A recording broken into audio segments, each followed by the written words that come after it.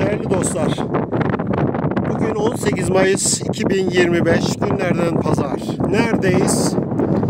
Osmanlıca arazisinde. Ne yapıyoruz?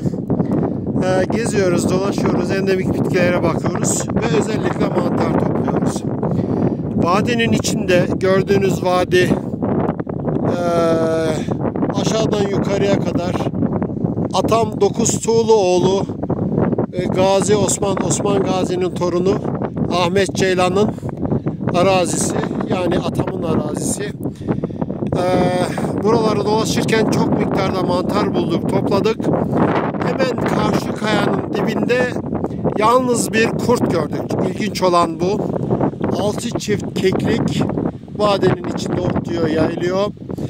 Bu bizim için sürpriz oldu kurtla beraber. İşin doğrusu değişik bir macera da oldu. Ben Durmuş Ceylan. Hepinize saygı ve sevgilerimi sunuyorum. Hoşça kalın.